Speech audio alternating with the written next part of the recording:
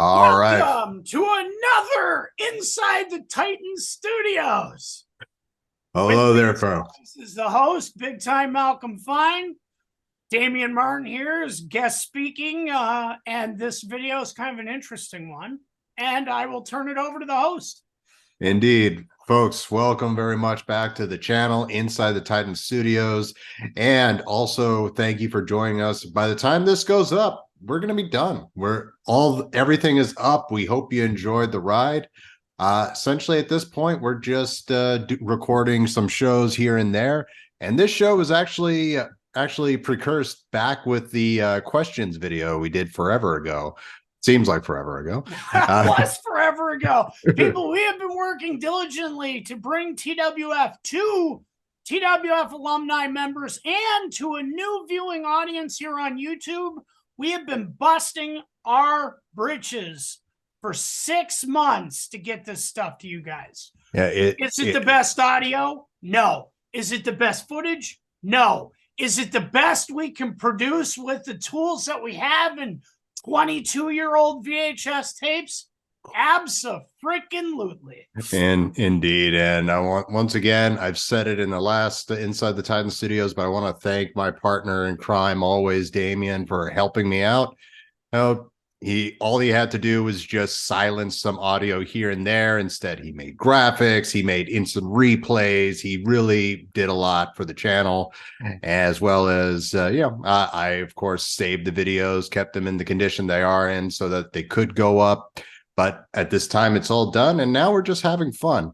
Now, so the work is done. Now we're supposed to reap the rewards. Indeed, the albatross is off my shoulder, our shoulders, finally. Everyone has it. And now we're just having fun. If you guys may recall, we did a questions video where we discussed if we could do it all over again with the greatest writing tool that ever existed, hindsight. How would we do it differently? Well, we're here to do that, aren't we, buddy? Yeah, that's the topic for today's discussion. But before we get into that, I just want to say to the TWF talent, all you alumni, whether you were there for one event, whether you're there for 2 events, or whether you actually made it to all 40 canon events and 1 non-canon event and the 3 house shows we'll never find, thank you. I'm sorry it took us 20 years to fulfill our promise, but I love you guys. I love you gals. We are done. And now you will exist on the internet. Show your friends, show your family, show your kids, because you guys, I don't care what you say about yourselves, you are all amazing. Indeed, indeed. So, going into the task at hand, and before we go into that, I keep trying to remember to do this at the end of the show, but we tend to go through the end of the show really quick. So I want to take the time to really quick plug Damian's channel, Who's a Majinger, where his show will be starting up again soon, which, speaking of which, I need to get back in doing those thumbnails for you for each episode, but we'll be continuing the story of Big King. I'll be stopping by for the episode focusing on Belt in a Hill, one of my favorite matches in the history of TWF. And please enjoy that description and link in there. And all the videos are mostly still up there. Catch up and get ready for the new season to continue. Also, another tidbit to add before we get into what would we do differently. Fans, a lot of new people are coming to the channel. Some older backyard wrestlers we've never heard of are stopping by the YouTube channel. They're commenting. They're telling us what they think. So Malcolm and I have discussed this in great detail. And what we've done is it's so confusing. TWA, TWG, WG, SWS, TWF. What the hell you call you guys? When this video drops, that same day after this video drops, the one you're watching right now, I will have gone into the channel and I'm going to put all 41 events, or the ones we have, and the discussions in one playlist so you can watch everything in order from the origins to TWA Snow Brawl 99, which was labeled Snow Brawl 98, all the way to SWS and the TWF finale. And one last bit, if you guys have any questions for us about TWA, TWF, if there's a subject you'd like us to cancel for Inside the Titan Studios, please leave it in the comments below. We do go through those. And if we spot some ones that we like, we'll go through it. If you want us to do another questions episode, we can definitely do that. Just let us know and we'll continue and we'll do that in a future episode here.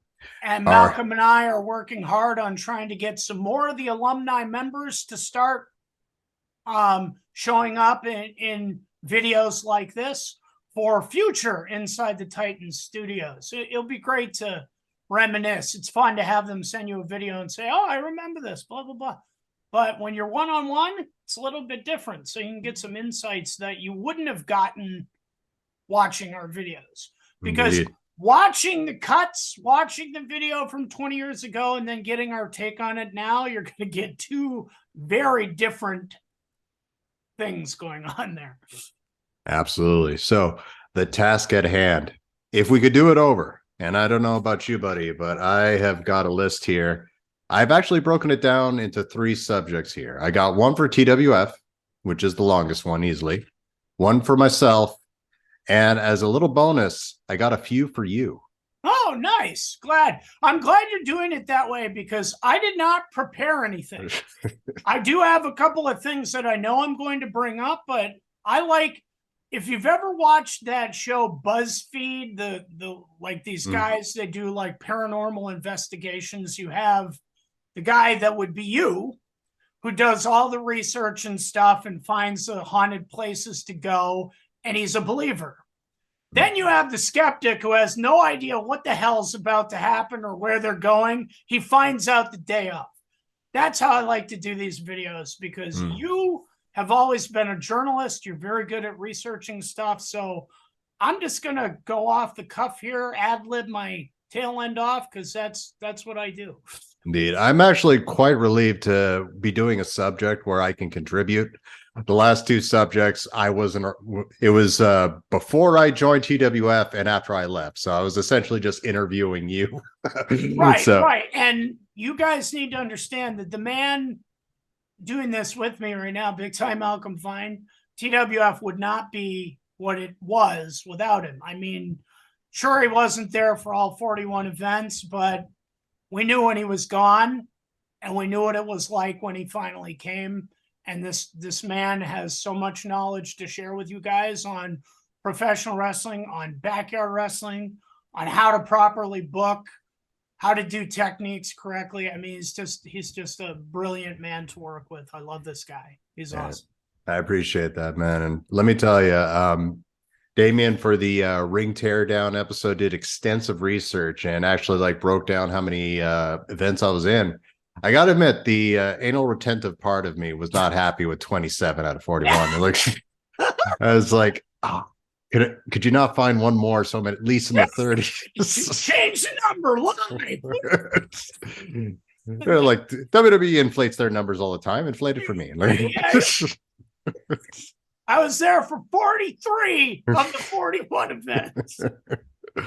All right, so we'll start with TWF.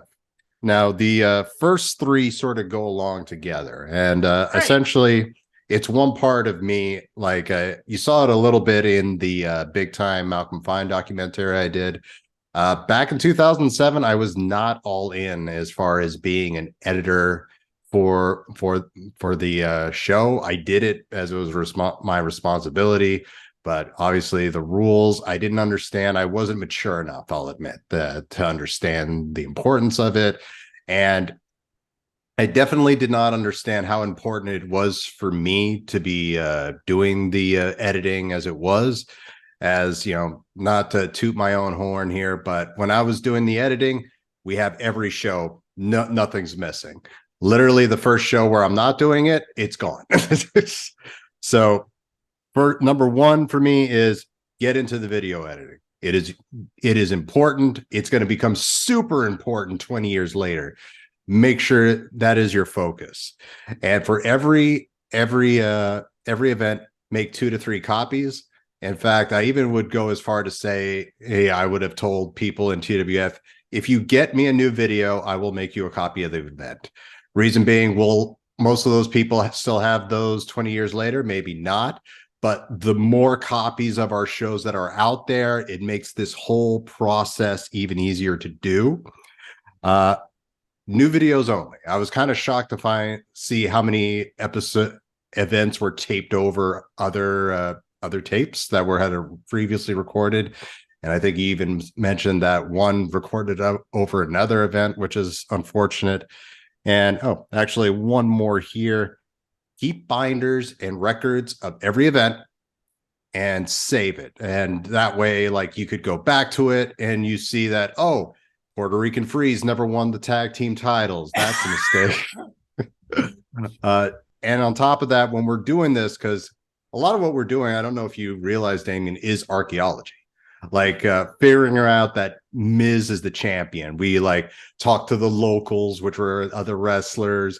We researched ancient records, and we're like, wait, if you are talking like this here, and he mentioned something here, and these two have like a recollection of losing a title here, maybe Miz was Ultimate Champion. Let's put that in the history. There's no maybe anymore. We've proven it. So that would be my big thing there. Get as many copies of our history out there, and make sure, like, honestly, we should have both had copies. Like this, once again, we're armed with the power of hindsight here. We didn't realize this when we were moving out our own, and we probably would have been annoyed with, well, if you have copies of all the events, why do I need my copies? But those were the first four things that came to four things again. I just want to add one thing to that specific topic. When you guys saw the goodbye video, which would have dropped before this one, you'll notice Infinity talking about how he never thought anyone would see this stuff. I think that's pretty much the point that Malcolm is making here. Someone is going to see it. And if you're doing a trade like wrestling, or in Randy Coffin's case, juggling, or you're doing something where you're presenting and you're an entertainer and you want people to see it, make sure you keep it, have copies, because with social media being what it is today, you want people to see it. Speaking of, find Randy Coffin on his TikTok and give him some love, because that man is an amazing guy. Indeed. Great job. Indeed. It's funny to hear him say, I didn't think people would see it when we were broadcasting public access. Like, I get that, but it's easy to forget. Some people did, like in Kingpin or Frost video for the goodbye, he actually talks about how people would stop him in school saying, hey, are you the guy from last night on? Yeah, and I had that kid label me Top Rope Ninja, which I took. Thanks, kid. Glad you were watching the show.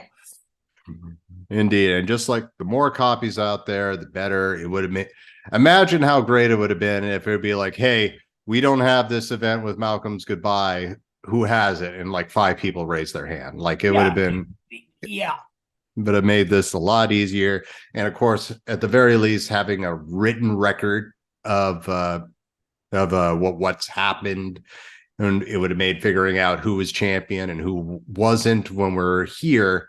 But back then, it would also helped us kept track, like, oh, Miz hasn't been champion yet, and Rob has been, or excuse me, UFO has been. That's weird. Let's no offense to UFO, he's fantastic, but come on.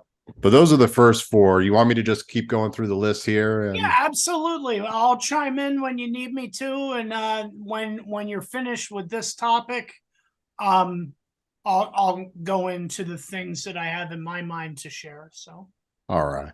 So after that, I have tour with more feds. Like we did some tour, like we've talked about it on the show. Me and Damian used to go out to other feds like BCW.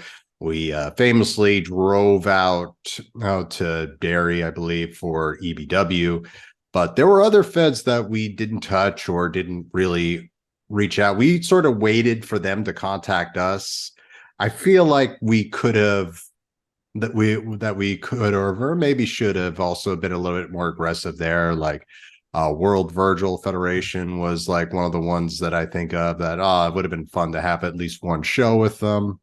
There was another group operating in the same town we were in Lindenville, and we never met any of those guys. So I don't know who they were, what they were called, but we saw them when we drove by the Puking Pig, and they were having their event because a guy jumped off the pig with a chair, and I'm like, is he doing a Van Terminator or something? What?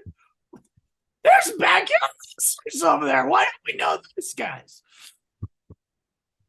Oh man, but yeah, and maybe EBW, was it the best? No, but maybe if we'd done a few more feds there, it would have made making the bridge to bring Sammy over to us on a more permanent basis, which was, that's sort of like a Hail Mary there. He was pretty loyal to that group, so who knows? And on top, but it would have opened the doors for potentially more people to come over. We could have had a bigger roster, or at least a bigger Rolodex to dip into, I feel. That's a really good point. And it's like, I always tell people I have a lot of role playing experience, and if you think that's lame, that's because you suck. But role playing is very similar, and I always use this: if you're a dungeon master and you have no players, you're not a dungeon master. You're just a geek or a nerd, and that's fine. I'm very happy being a geek and a nerd. I'm cool. I love that stuff.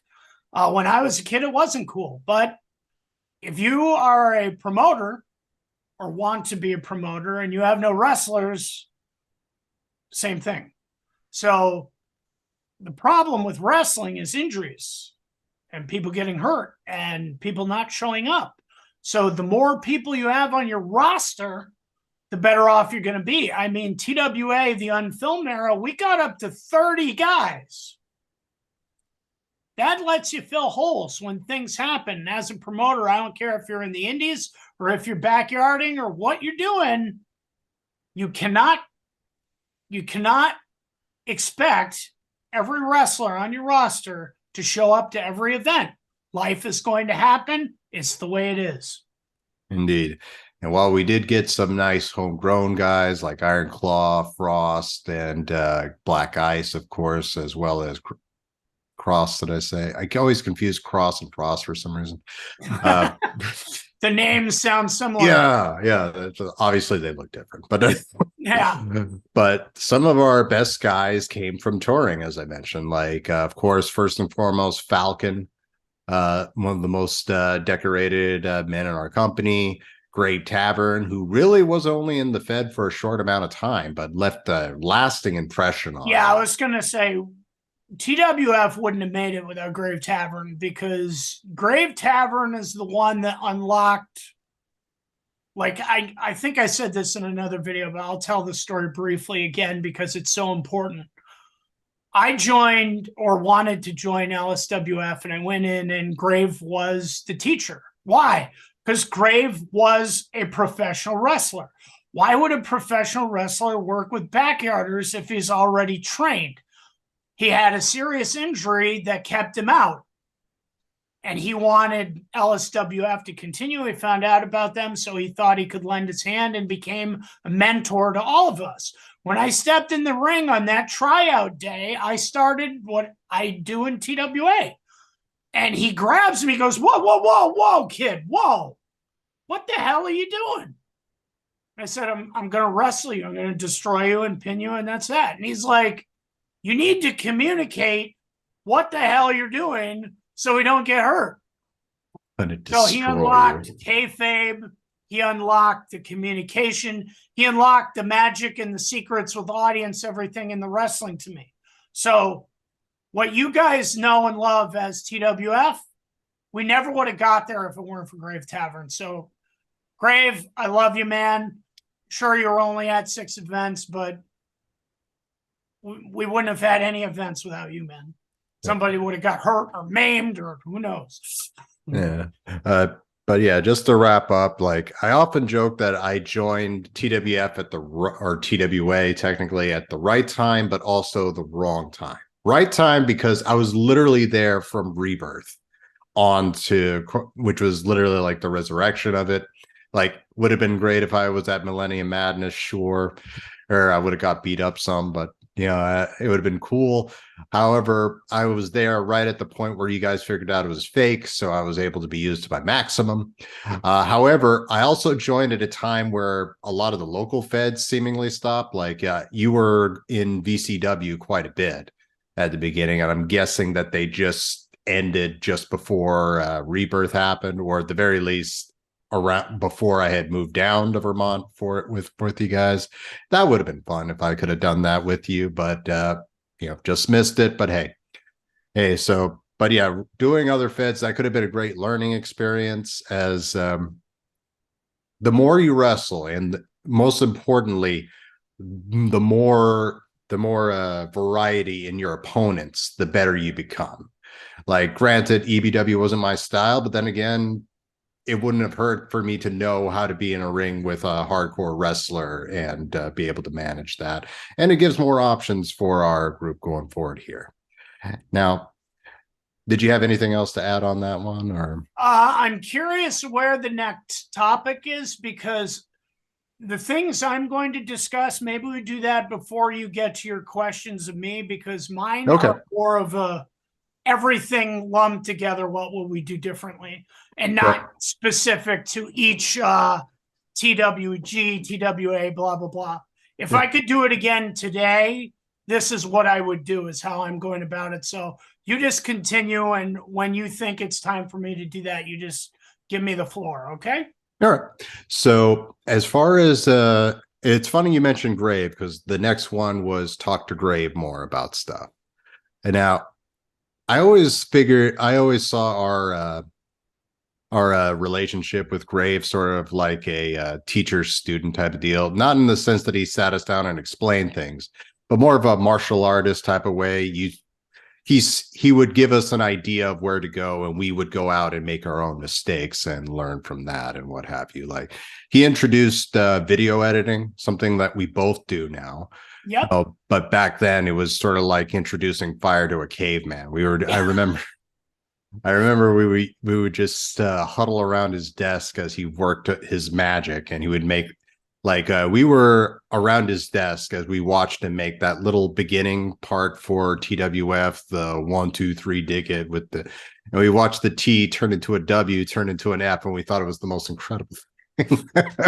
Well, he was a wizard. I mean, he did before we knew how to. He was doing all of our music for us too, and he really helped us with the web design. And I mean, he's just a phenomenal human being, and I can't say enough great things about him. And I don't care that, obviously I wished he had stayed with us longer, but he went to WCW to wrestle pro. Like, yeah. You want to stay in the backyard, or you want to get in front of like thousands of people? I'm going with thousands of people. So a common saying with wrestlers is that everybody has a bump card. Heard it. And that's essentially but the problem is you don't know how many bumps is on that card before it's over. So it was kind of funny. He really did treat TWF, and I don't mean this with any disrespect. This was pretty smart of him. He treated us like a territory. Like, he came in, he worked for the territory, he did his dates, and then he was gone. Like the ICWF episode that's on there, the One Soul episode, that actually, I believe it was in April, so it would have came like 3 months after his final appearance at Snow Brawl before he left the territory. And all things considering, it makes sense, because when he went to Australia, he went back on the indies, so he wasn't going to fill up his bump card at a backyard fed. Ultimately, really smart. Yeah, I wouldn't have either. You want, obviously, public access television, but that's, as a wrestler, that the audience watching the show is actually a part of the magic. And if you don't have that component and you're talking to the camera, it can work, but it's not the same thing. The energy is completely different. Yeah, and I feel like a part of him knew that the best way for us to learn is to figure it out ourselves. But at the same time, it's very, very rare that a backyard fed can say, hey, we have an actual dude who wrestled on the indies, who knows how to work a match and stuff. And while I feel like our progression went as it should, as a older, wiser person, I am kicking myself that I didn't ask him questions. I didn't ask him, hey, what did you think of my match? Like, don't get me wrong, I did look at him, and if he gave me a thumbs up, I know I did good. But I wish I had talked more about wrestling with him and gotten his insight a little bit more, even on the company too. Well, see, that's the problem with mentors. Now, Scott may never refer to himself as our mentor, but he was. The problem with having a mentor is the mentor doesn't chase the student. That's not how that relationship works. The student is chasing the mentor because the student wants to know what the mentor knows. The mentor's goal is to shape the student to become better than the mentor is at his best or her best. You see where I'm going there. And Tavern had all that going on, but like you said, we weren't going to him enough. So I agree with you. If I could do it over again, I would pick that man's brain from not just how does the magic work, but how am I working? What can I do to improve in the ring? Because when I went pro many years later, it was so nice to have the guys pull you aside and you'd be like, hey, you kind of going left and right on this bump over here. You really need to stay center. You need to be at this point. There's so many people with knowledge that can shape your craft, and that's what you're doing. You're learning a craft. So to have a mentor and to go to them to get the secrets and, hey, what am I rust on? What am I gold on? I too regret not going to him more. Yeah. But I still maintain that TWF wouldn't have progressed the way it did. As Infinity said in the video, we were different, and we were different because we had people like Grave Tavern. Indeed. He showed you that, wrestling is predetermined, which very much helped your career, needless to say. And yeah. I would dare say, if you looked at me pre-Grave Tavern feud and me after Grave Tavern feud, like, there is a difference. Was there ever a point where he said, look, kid, you're doing this, and this wrong. You need to start doing this and this? No. However, in just simply working with him, he was able to communicate with me everything I needed to know. Like, I would dare say big time would not have been big time without that feud. I agree. All right. So before I bring up this next subject, I'm going to bring up something we don't really say that often on this show. Something I liked about EBW. So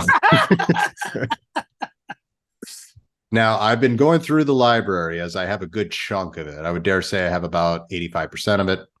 And I've been watching the videos and whatnot. And while, don't get me wrong, I think we are the best product, especially in-ring by a freaking mile. Something I do appreciate about their videos is they're not scared to go on location. There's been like shows where it opens up and it's in a football field, and you're like, what the heck's going on? And then you have like a guy cutting a promo, and then another guy jumps him, and they literally have a fight all throughout the football field in the stands. And granted, it's hardcore, but it is interesting. It's a different setting. There was even a video where the two top heels of the company, D-Sex, it's just them going throughout Boston and interacting with people, which doesn't sound like much, but it does like get their characters over because they were just being goofy and fun with them. They had a match in a pool at one point. They had a brawl. And I don't think for 2 seconds we could have gotten away with this with any of our people, but they literally went to someone's house and had like a death match throughout the house and just wrestled throughout there. So what I'm getting at is with TWF, you knew where we were doing the show. They're like, it was in that unfinished attic in the ring, which don't get me wrong, still to this day, easily my favorite location. Wall, ceiling. Love it. But it is kind of cool to go to a different location. So I would have if we could do it again, I would pitch like maybe going on location more, and maybe experimenting with like different settings and stuff, because we do have kamikaze matches. Like how fun would a kamikaze match in a football field would have been, That actually reminds me of something. I love doing this because you remember things. During TWF, back further. TWA, the unfilmed era, you just unlocked an event. We had an event called Summer Splashdown that was always filmed down at Georgia Beach, just south of St. Albans, Vermont. And we too wrestled in, I don't know if it's a lake or an ocean or whatever, but the way the match works is both wrestlers are out in the water, and the first one to get out of the water and onto this like cement platform with stairs won the match. So congratulations, you just unlocked another event I forgot about. And that one was always in August. Oh, there we go. When we relaunch TWF, we can bring that back. But but yeah, I think it would have been fun to have some more locations. Like I remember, I believe it was Odd Paul versus Iron Claw, on the llama farm. Yeah, where they wrestled in like what was essentially Kingpin's backyard, and I was just like, oh my god, a different location. Like this like, is different. Yeah. I think it could have been fun. We definitely had some interesting ones, like Snow Day. We wrestled essentially in the parking lot of our apartment, which is funny because at the end, what you didn't see is some guy from the building that Demona lived in, which was right next to ours, came down and he's like, you guys don't live here, so I think you need to be moving on. We didn't say it when we were done because we just finished filming, but realistically, we should have looked at the guy and go, oh, wrong, idiot, we live here. So. But yeah, and for those that were looking at like the snow hill there and are kind of in all that, that's pretty darn normal in Vermont, let me tell you. Yeah, I mean, that's what we did in the unfilmed era. We would wrestle in the snow all the time because it's safer and you could do more stuff. Like I believe you see the Phantom do his forget what the hell it was called, but it was a flipping leg drop, and it's a lot easier to do that in the snow than it is on a ring surface. It's a lot more comfortable. All right, so moving on to the next one here. Let's see what I got. All right, so I mentioned this in the questions episode that we did here, but I would try to rely a little less on you versus me. Now, would that mean potentially some classic encounters of ours would have been lost? Yeah, potentially. And this will tie in with the subject when we switch to talking about me. But I feel like at the very we sort of went. It ultimately would usually end up being you versus me, and I feel like there was more opportunities for us to like work with other people, and not that, as far as I know, no one ever had a problem with an issue with you versus me. But I feel like they also would have liked to work with us more. And some of my favorite moments don't involve working with you, like how we. Get out! How dare you? For example, the whole story with me and Kingpin, the breakup, and him being champion. Like he was still champion when I left the company, so I consider that a success. I also really enjoyed dropping the title to Black Ice, who I thought was definitely a fun act. But maybe I should have worked with more people. Like it's kind of a crime that the first time I really worked with Iron Claw was the finale. Like, granted, we were in some tag matches, but we could have worked together. I feel like I remember you going in above and beyond. I think you wrestled with just about everybody multiple times. No. I'm thinking I wasn't disagreeing at all. I Yeah. was in 104 matches in TWF, and this is the stuff we have video proof for. So in 37 events, because or sorry, yeah, 36, sorry, 36 events, because there were 41 events that are overall. One is not canon, and then there are 5 that we don't have. So in the 35 canon and 1 non-canon, I was in 104 matches.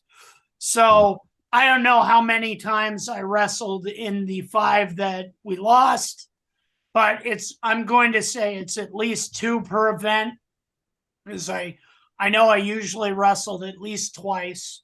So I would say the same for myself too. yeah, absolutely, absolutely.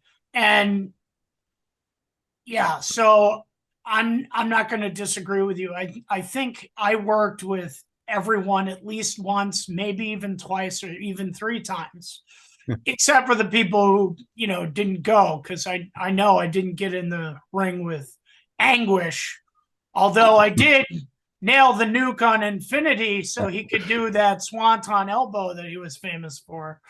But Yeah. I agree. But also, one of the things that you're missing is your mentality about what constitutes a top guy is not what it was when you were there. You were very protective of that main event status. And yeah, I brought this up in another video. I remember you and I get into an argument over UFO getting a title. So I think mentally now you're where you need to be. And obviously the audience has seen that in the big time documentary, sees the difference from where you were to where you are now. So you see things differently. But again, that's the whole topic, what we have done differently. And I agree. It didn't need to be the Damian Malcolm show, which is why our guys made fun of us and created a song that I'm hoping someday someone will record the entire song so I can see it and keep it with the Dan Man mix if I ever get that again.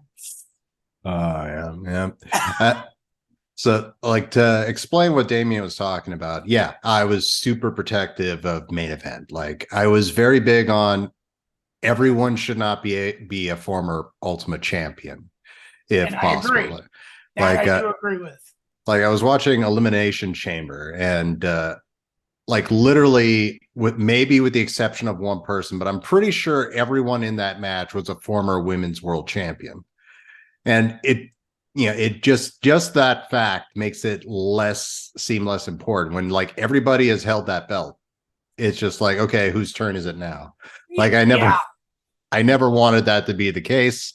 I always wanted it to be like a symbol of act like when we made it official to Miz that he is a former Ultimate Champion, he was so happy.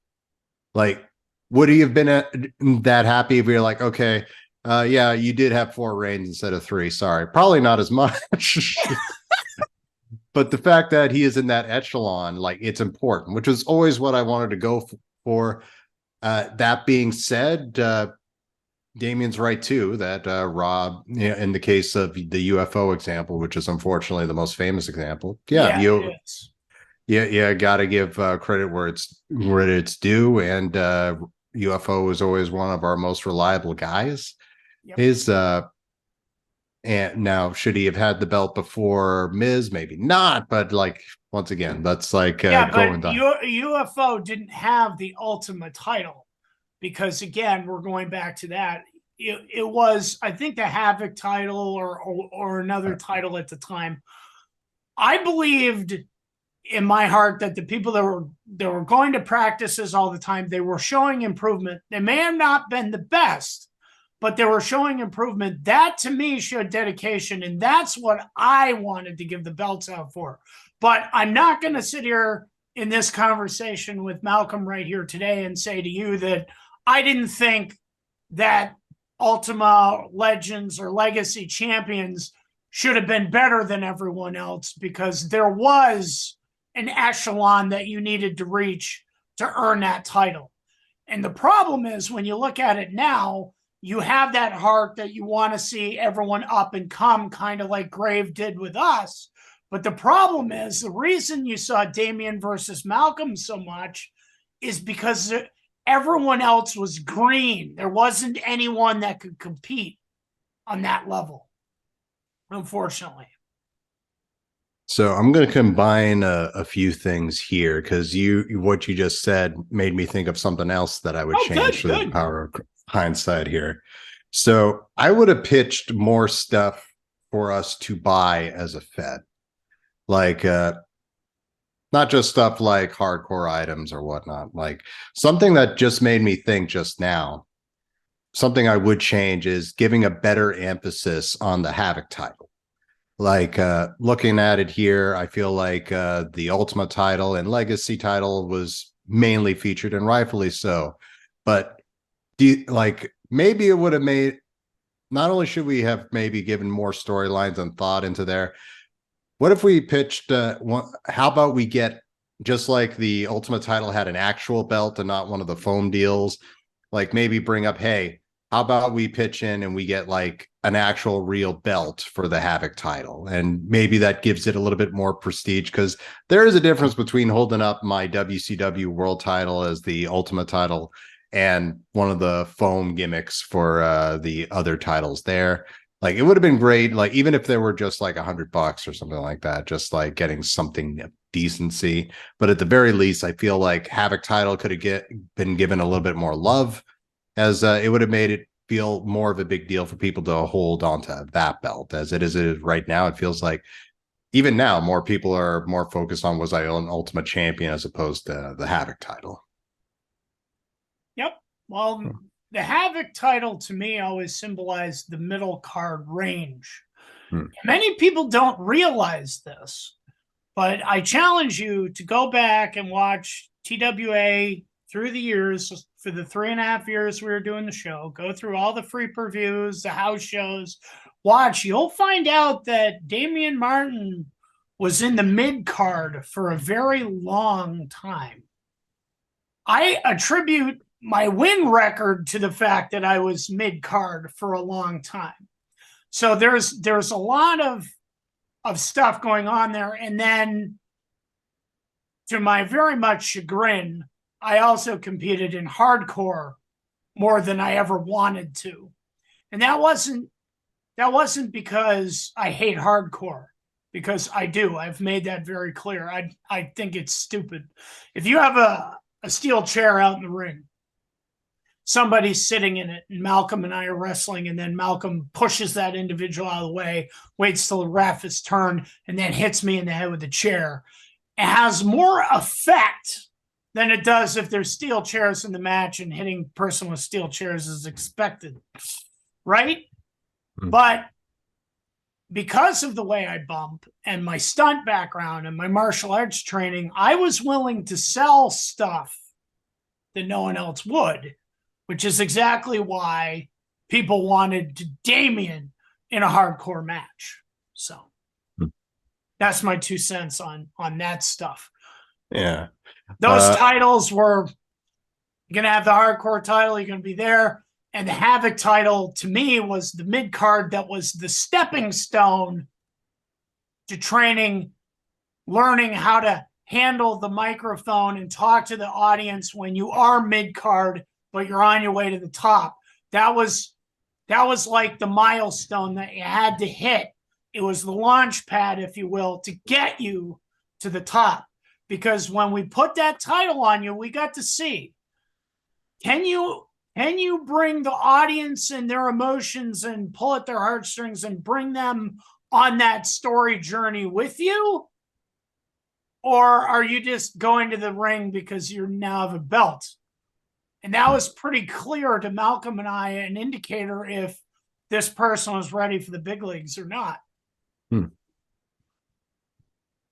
Another thing I would have tried to have done differently back then, and maybe we did this and I'm not remembering right, but I feel like I would have supplied more opportunities for people to understand and learn from wrestling, not just like stuff like training sessions, which we did quite regularly, But something I have down here, maybe like a group activity as we watch the latest WWE pay-per-view.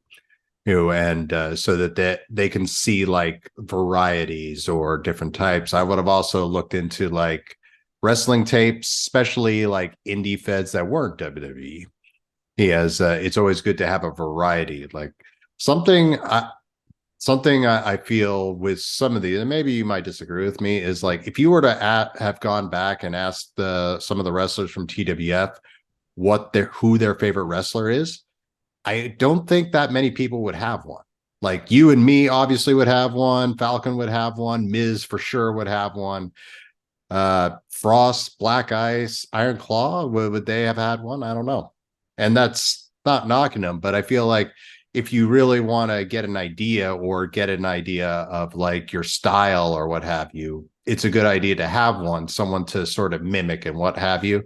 Not saying that those guys didn't go on to become really, really great in our Fed, but I feel like it could have given them just a little bit more.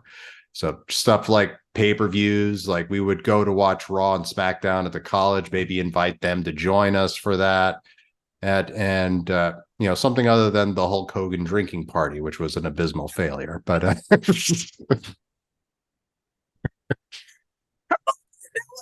That was great. People got destroyed. Yes, people were sick because some idiot put that thing in there. When Hulk Hogan starts ripping his shirt, drink until he finally throws it away, and I forget what the hell event it was, but he ripped for 3 minutes, and then he did this. And we were all trashed by the end of that. I'll tell you what it was. It was WrestleMania 6, him versus Sergeant Slaughter. The rule was you keep drinking when he's doing the shirt rip. You start drinking as he's doing that, and you keep drinking until his shirt hits the floor. He does it and he lets go, but the shirt gets stuck around his waist and it just stays there. And we were drinking for a good 1 to 2 minutes longer than we should have been drinking. And let's see, other rules. You take a drink every time he says the word brother. Like there was, because each thing that you watched, you had to pull another thing out. The goal was to get trashed. Don't worry, we succeeded. Yeah, in that aspect, we won. Poor Angel was freaking destroyed by the end.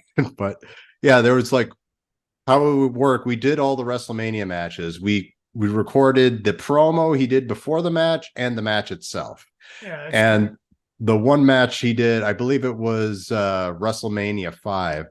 But he said like brother, I think like 20 times in a single promo. Brother. There was even one time he's like, "You're gonna go down, brother." Like, fuck you. You did that on purpose. He knows we're playing this game. But anyway, I feel like more opportunities to sort of see what we saw in wrestling. And I know it wasn't going to reach everybody, but maybe we could have got like another 1 or 2, which would have been 1 or 2 more than we had before. Yep. All right, let's see. I already brought up, hey, maybe we look into more stuff like actual belts for the lesser titles. Like I include the Gemini and Kamikaze as well. They would have been great if they had their own really cool looking belt. All right, so that is what I got for TWF. So moving on, enough talking about the Fed itself. Let's talk about what's really important. That's not, of course, the Fed and the people in it. Let's talk about Damian. Now, something. I just want to say this briefly before you get into this. I've been told by several individuals I'm the founder of TWA, TWF Wrestling Group, blah, blah, blah. I can back that up. And I've made this claim, which is true, but I've accepted that I am the founder, and I'll tell you how I come to terms with it, and I've accepted it. Terminator created the Fed, but I built it. The help of the people that I brought in, I built it. It fell apart. Infinity convinced me to do it again. I built it again. I love, if you haven't seen it, it's not sponsored by McDonald's or anything, but Michael Keaton as Ray Kroc and the founder. tells a very similar story, except for this one has money, ours does not. But the point is, Ray Kroc did an event, McDonald's, but he made it a thing. And in that way, he became the founder. So today, as I speak to Malcolm now and you audience, I've accepted Damian Martin, aka Caleb Gainsworth, is the founder of Wrestling Group, which became the Wrestling Group, which became Titan Wrestling Association, which became Titan Wrestling Federation, which became the Wrestling Federation, which became Titan Wrestling Association, which became Stunt Wrestling Syndicate. I am the founder. And just to add on to that, now, as far as myself, I'm a big fan of myself. As we'll I'm find, a big fan of you too. You're never going to be a top guy if you don't like you. That is rule number one to anyone who listens there. But first and foremost, I'm also a really huge fan of my eternal rival, Damian. So I want to, before I go into the first thing about Damian, and I mean this with all due respect to all his favorite characters, all his many characters he's portrayed across the years, I want to talk about Anaconda for just a moment and give you my perspective as that fledgling dude who just came in from a literal storm to his apartment, and he was telling me about his fit. Anaconda is so fucking cool.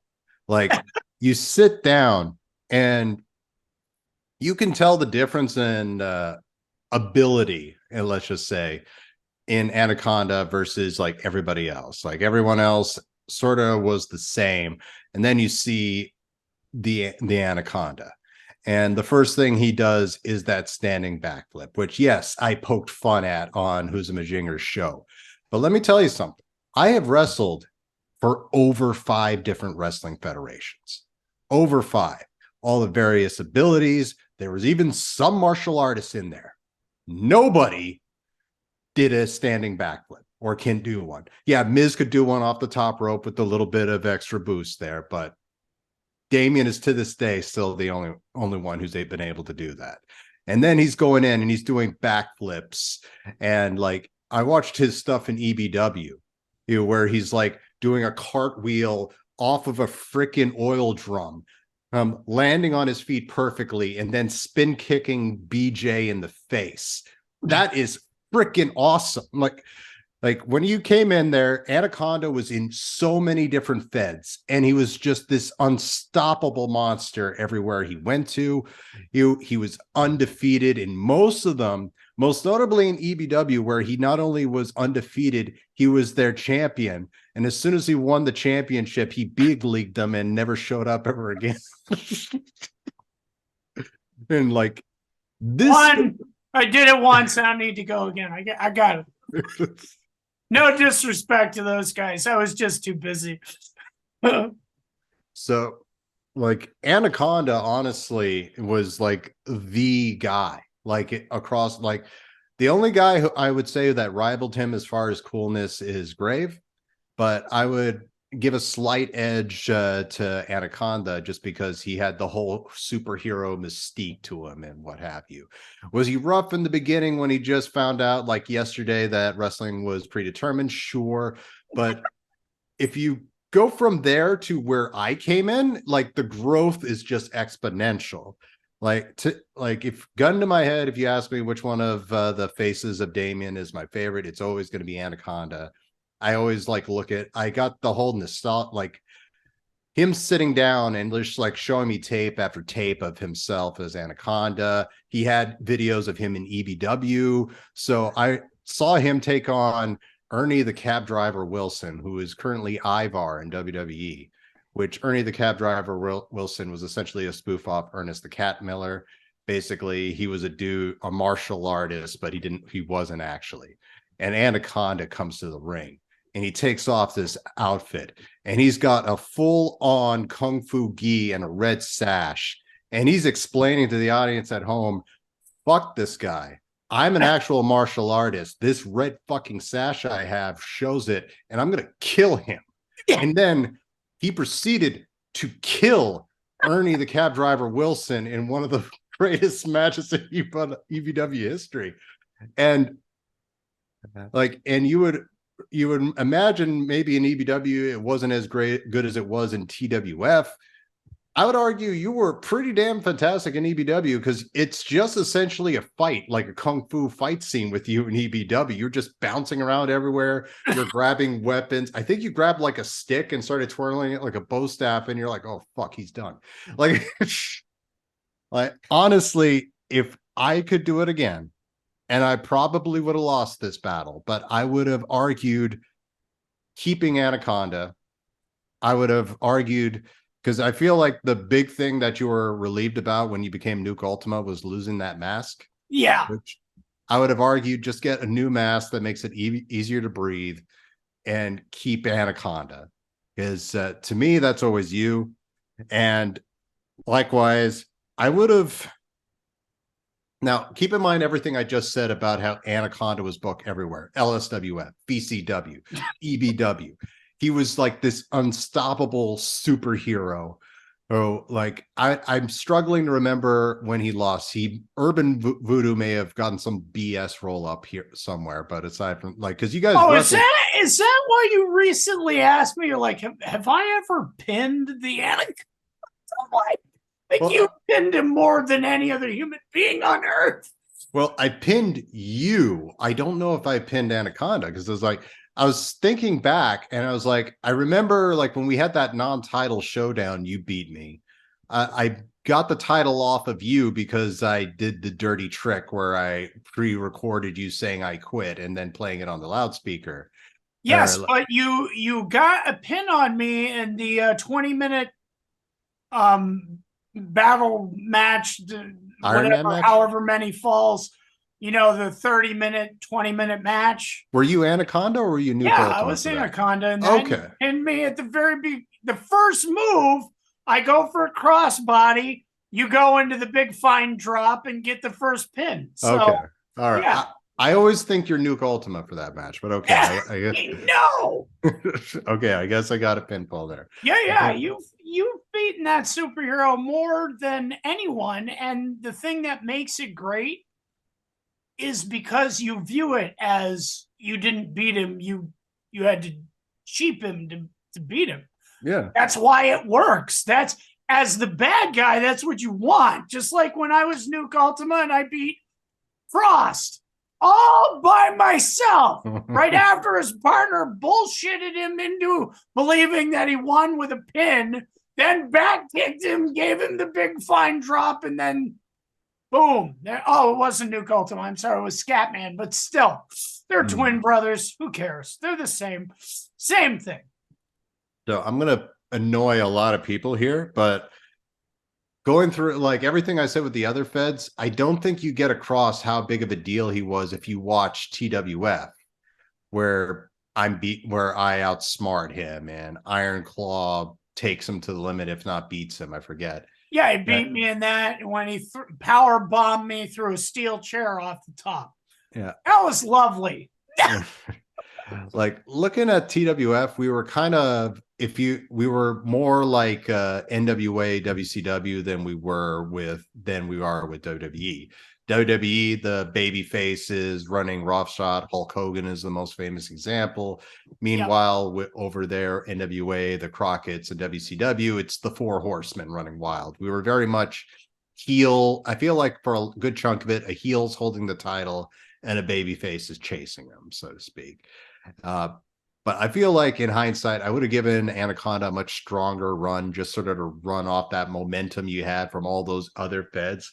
Granted, you can make the argument that it made TWF, TWA as a whole look better, because while Anaconda is able to run roughshod through all those other feds, he actually has some adversity in TWA. So that was a rub that a lot of people don't really see, that I saw personally. But I would have given him like a bigger run as face champion, as he only had it for a little bit before dropping it again.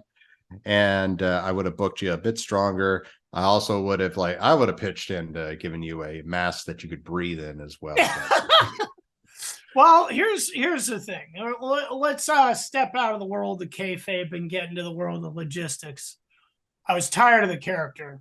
That's what it boiled down to. Yes, I did have problems breathing, but like you said, I've been running that character everywhere, and I needed a change. I wanted to do something else, and that's why I kind of had my serious character, this martial artist, this this strong role model superhero, had superhero powers of I can stand up from pile drive. Like, I don't even know what the hell is. I don't know where I got that from. Anyway, make a long story short, Big King became the antithesis to that. I could just go out there, I could breathe, I could be goofy, I could have a good time and not take myself seriously.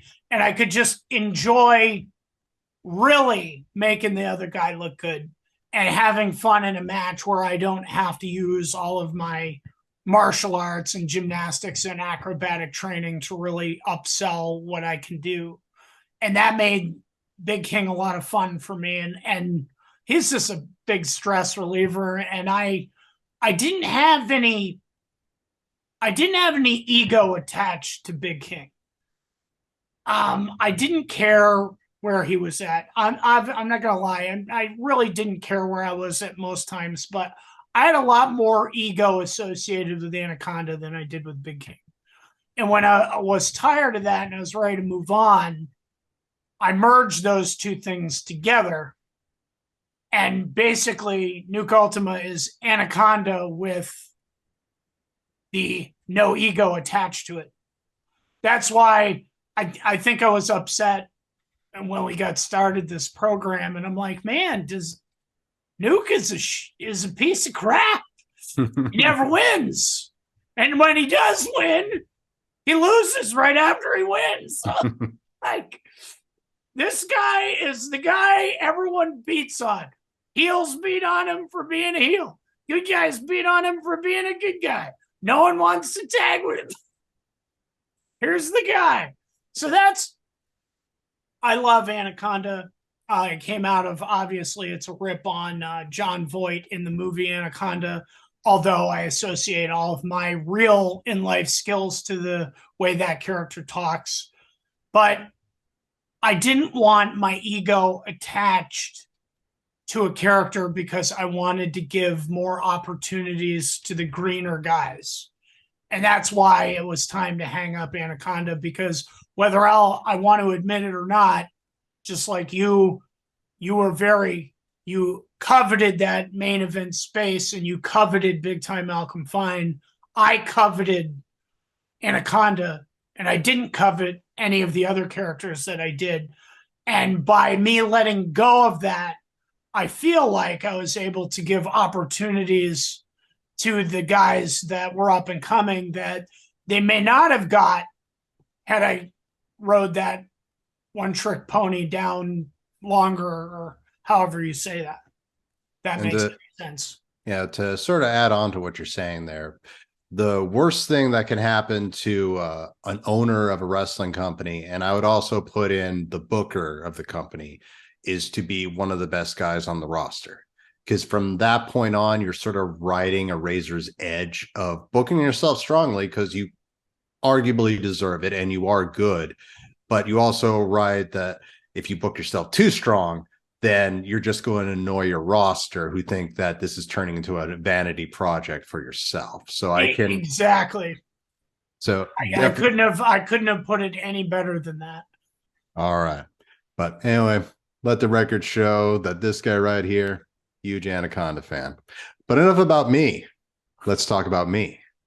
Now, so first off here. Huge fan. So right off the gate, question I remember hearing a lot is, how do I know if I have a good finisher? And for those that are in learning, I got a really easy way to explain it, that once I heard it, this became the gospel for me. Just of the finisher, ask yourself these two questions. Can you do it to the biggest guy on the roster? Can you do it to the smallest guy on the roster? If the answer is yes to both, you have a good finisher. And which unfortunately I can't say about the big time drop. Now, could I do the big time drop to Miz and Damian? Absolutely. Could I do it to a bigger guy like Grizzly or Sammy Dane or Harley D? Not really so much. At least not the swinging. Not the big fine drop. The big Right. time drop, yes, because that was the rock bottom. That was the a rock bottom. Fine drop was and then the big drop, or the ultimate big drop, where you corkscrew them, then do it, which I thought was a beautiful addition. But I think you can check me on this if I'm wrong, but I made up going direct, or as the Tower of Terror when I originally created it, to mock your finish. And I think the big drop was you mocking my mock of your move. Is that true? It may or may not be. I don't remember. I could definitely question. I have no answer. It's like that sounds like something I would do, is the best I could say. But I do want to point this out. It was a mockery in character. Right. Out of character, I created that move because of the respect I have for this man. And I've said it a million times, and I'll continue to say it in every video. If anyone asks me who is the best wrestler I've ever worked with outside the pros, big time Malcolm Fine, bar none. The guy can mimic me.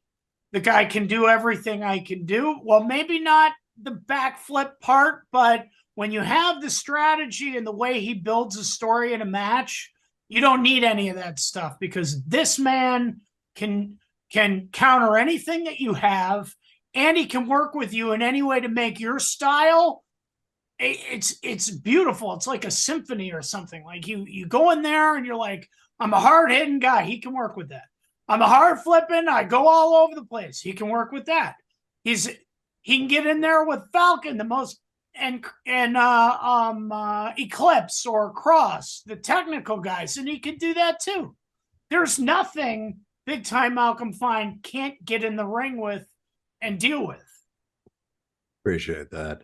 And on the subject of like mocking, but in character, a move I never did, I was going to have a version of the Anaconda Strike that I was going to use, except I would start it from a position of a reverse DDT and then twist and drop it as a stunner. Oh, a stunner. Cool. Yeah, I forget what I was going to name it, but I was going to start using it just to poke fun of Anaconda, but it just never happened. Yeah. But going back to my subject, as far as the big fine drop, yeah, I could not do that to everybody. So lesser known fact, my original finisher when I joined TWF, and at least in my head, was going to be a diamond cutter.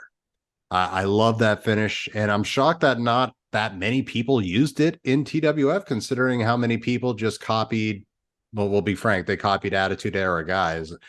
I wanted to use it. However, then I watched videos of you where you would not sell any moves to the head, and that sort of died right there. So, yeah.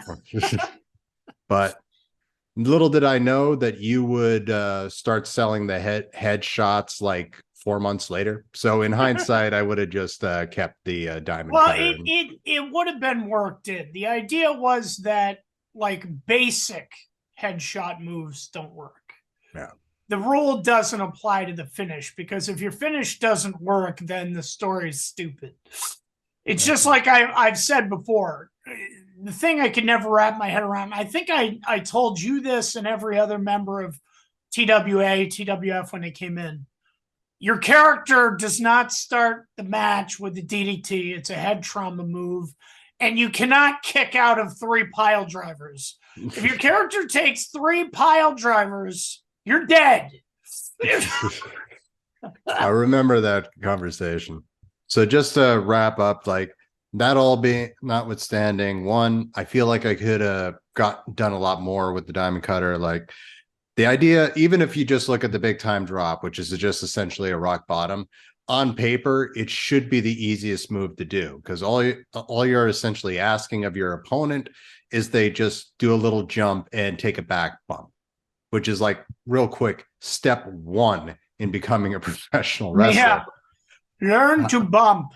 Indeed. However, if you guys have been on this journey with us with the beginning here, you may have recalled some really rough looking big time drops because they couldn't do the jump, or it looked more like I was pushing them than it was I was lifting them up and hitting them with a slam. So honestly, it would just been, I feel like it would have been easier to do the diamond cutter. Just grab them. It's a move you can do to anybody. And I could have hit it from surprising position. So could have had some more fun there. Not that I don't love the big time drop, as it's always going to be tied to me. Yep. Let's see. I mentioned this in the previous episode, but I would have done more. I would have had some face turns more thrown in there. And I would have had a really long sustained one. It like the you and me feud would have been interesting with me as the face and you as the heel. Or here's a wild concept. What if we're both heels or both faces? And we've somehow we've covered this in every video we've ever been in. The reason we never did that is because we wouldn't lose. You talk about the roster being frustrated. They'd be like, okay, all right, you guys are against Nuke Ultima and Big Time Malcolm Fine for the for the Gemini Championship titles. Oh, by the way, they're heels, your faces. Good luck. I would kind of argue that we saw that to some extent when you and Falcon destroyed the Fed famously back in the day. Yes, but that wasn't you. By the way, how fun would that angle it would have been? Maybe you gave, in an alternate universe, you gave me a call and you're willing to drive to Maine every month. But what if that 2-man power trip was you and me, and Falcon was the one defending TWF? At least they would have had somebody that had some really strong defense. No disrespect to anybody else there. You're missing like the golden egg here in an alternate universe. Nuke Ultima and Big Time Malcolm Fine set, their differences aside, and they decide they're going to destroy TWF, and they go for it. And in that instance, unless Eclipse has managed to stay, which would be huge because I could see him as an alternate for what I'm going to propose. One of the heroes that you cheer for who just had to go heel because of the way he was being mistreated by the audience and, of course, the other faces would be Misery or Ms. exclamation point. So Nuke Ultima and Big Time Malcolm Fine destroy TWF and try to take out Sean Archer teaming with Misery or Eclipse. And that's the match where they would be face and we would be heel. That would have been interesting because obviously, being who I am, I'm going to book us to win that because there's no way we wouldn't. If you can't beat Big Time or Nuke Ultima in a one-on-one match is fair, but where they're the bad guys and they're going to cheat, you really aren't going to win. Once again, for those eagle-eyed people there, I feel like at one point that was going to be the plan. I brought this up like it was so obvious that it had to have been the plan at some point. But right after Nuke Ultima wins the presidency and essentially surrenders the presidency to someone else other than him, Falcon then turns on Nuke, and then Infinity comes out to help him beat up Nuke, and Big Time gets up and is like, wondering what's going on, and Infinity just shoves him aside. Like, that had to have been the plan. It was for you and me to team up to take on Infinity and Falcon. However, the chips fell in a different way on that, and we had to change plans. And it's like, for a while, that's behind the scenes nonsense that ruins it. Maybe that's exactly the storyline you were going for. Because you and I were booking together at that point. That makes sense. I mean, we've talked about it for years, and I think the reason it keeps getting revisited is it's just like a match I wanted to do with my good friend Rickety Rocket in Slam All-Star Wrestling. We were going to make my conversion from Caleb into wrestler, and we were going to do that through this storyline where I become his manager, which would have been hilarious. And the idea was, I don't know if it's ever been done before, but I thought it'd be a really cool gimmick to have a heel manager managing a face wrestler.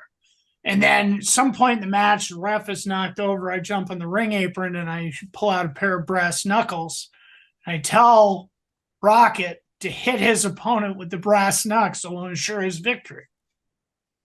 But he refuses because he's the babyface. He's not going to cheat. He's going to beat him clean. So after a while of trying to convince him, Caleb just gets pissed off and punches Rickety Rocket with the knucks, knocking him out. Then throws the knucks into the ring. And of course, the heel that he's facing will pick up the knucks. Then the ref gets up and disqualifies him for knocking out Rocket. So we win by disqualification, even though I knocked out my own guy. So I think in that same thing, that was the storyline we were probably going for. But as you know, we won't get into it, but Infinity left, and that had nothing to do with the wrestling federation at all. It was personal, and that's one of the problems of booking. You never know who's going to be there. You have things in your mind that you're going to book, and you want to tell those stories, and they just don't pan out. So that is one of my biggest regrets, because I think Damian Malcolm team up would have been really fun. Yeah, definitely. And let's see. And that was going to be my next one at some point, team with Damian. Like, once again, that would have been fun. Even if it was just you and I as tag champions, which would have just been forever. Yeah, we did that, but we were on opposite ends. It didn't work. Like, I love Big Time's like Ames version of it. You know how frustrating it is to want to lose a match, but you're so good that you can't. Oh my god. Who wouldn't want to say they beat both of us in one night? Let's see. If I could do it again, I would have pitched holding on to the IC title at least until I won the my first run as TWF Legacy or Ultimate Champion. Done the whole double champion gimmick, even defending each belt on the show. I'd have had fun with that, and it would have would have been able to get past the whole our IC champion continuing a lot showing up for the next show. Well, not only that, but you could have so much fun with that. You'd be like, okay, so you're in an IC Havoc title match against, I don't know, let's just pick somebody out of there, Black Ice. Okay, Keith and Black Ice is great. So you're in there with Black Ice, he beats you, and then he tells you he wants the Ultimate title because he just beat you, and you're like, no, this was an IC match, but I beat you. So we could have had fun telling that story, because he'd be like, oh, I want fine, switch the match to the other title, man. Oh, you could have had like a lot of fun like that. You could have had like Anaconda go for the IC title, come up short because Big Time cheats, so he beats the shit out of Big Time, and Big Time is like barely able to walk at the end of it. And then you put someone in who wouldn't ordinarily have a shot, but now that Big Time's weak, he suddenly has a shot. So have like Running Man go for the Ultimate title, and now like, oh my god, he's going to do it. Like, or like, even to what you're saying, like Anaconda beats him for the IC title, and now he's like, yeah, I know you were going to defend the Ultimate Championship against Running Man, but I beat you, so I should have a shot at that. So I talked to President Chuck. It's now a triple threat or something like that. There's so many fun things we could have done there, which, yeah, oh well. I would also have held on to the IWF title, which I know that sounds stupid, but hear me out. For a while, it was actually like a really fun little aside addition to the show. Big Time would just take on somebody who he may not have ordinarily faced before, and they would have a fun little match for the IWF title. and that would have continued on. And I feel like it was on the cusp of becoming something important to the Fed, something that could have been like a positive, let's just say. But as soon as Grizzly won the title, and people are like, okay, now who wants to wrestle him? And just like everyone was like, nah. That's sort of where it died. I don't want to irritate Miz or the other talent that came from IWF. I appreciate all those guys, and I think they're phenomenal performers. A lot of them are a lot better than they give themselves credit for. Some of them showed some great promise, and if they would have stuck with it, they could have, like, I know that Poison Ivy actually wanted to be a wrestler, so I would have liked to have seen that transpired for her. I didn't really get to know Temptress that well, so I don't know anything about that. T was a lot better than he gave himself credit for. He could really work a match. But getting back to the topic at hand, I was annoyed when people would bring in other titles. And it's not a disrespect thing to those titles, those echelons from other companies. None of that. I mean, it has nothing to do with that. If you bring in something that's, flashy and gold or something that doesn't belong, you're taking attention away from what's actually going on here. And that's my caveat. As you mentioned earlier in this video, the IC title kind of became the stain that everyone had it eventually, but no one was really proud of it. When you bring in another title, whether it be the EBW Vermont Grand Championship, or you bring in the IWF Championship, or you bring in the Intergender Championship, you're taking away from the importance of the titles that are already there. And to me, I don't think you need a belt around your waist from another company to say, hey, I'm worth something here. You do that through your promos, through your in-ring work, and through how you handle yourself. What did I say to you when you first started? You want a title shot? What does it start with? A promo. Could have done that. You didn't need to bring in a red, bloody version of the WWE title and say, this is the Vermont EBW Grand Championship title. Yeah, I retired with that title. Why? Because it didn't,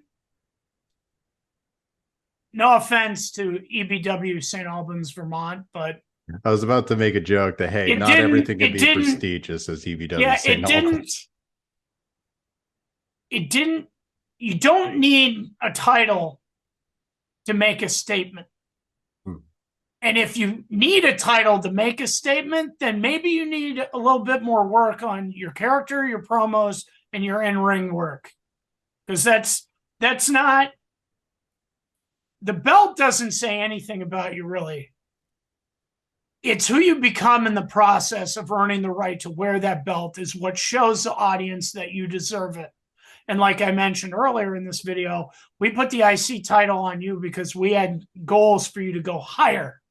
And it was at that point where you had to, step up your promo game. I mean, Black Ice and Cross are two of the best that I can think of. Their promos were just awesome stuff. Those two guys and they both got the Ultimate title. Why? Because when they had that belt, they upped their game and they started making their controlling the audience a part of what they were doing. They didn't need to come and go, hey, look, I have this blue title belt that I won in Sarah Hara Desert's championship underground, blah, blah, blah. And I won that match and I wrestled 83 people and here I am. All right. In response, while you won't do it, I will insult EBW St. Albans. By the way, another Fed where Anaconda won the world title and then no-showed the event. Threw it right into the trash. And don't get me wrong, I can understand the logic that some guys have. And I come in with a belt, I look like I'm super important. And it's not wrong in the right in the right instance, like if you're from like a proper fed, like if the VCW World Heavyweight Champion came into TWF for a show, I feel like that has a level of credit and prestige. As we know about VCW, there are shows behind it and whatnot, as opposed to us taking Dan's word that there was an EBW St. Albans at some point. Right. Well, that's just my point. Yeah, There's a difference between, like, a Millennium Madness is a perfect example because it's out there. People are watching it now, and a lot of people have commented on that video. You have LSWF and TWA merging, then this title versus this title, or those kinds of matches make sense. But no offense to the IWF guys or the St. Albans, Vermont EBW guys, but the simple fact of the matter is that wasn't the case with these titles.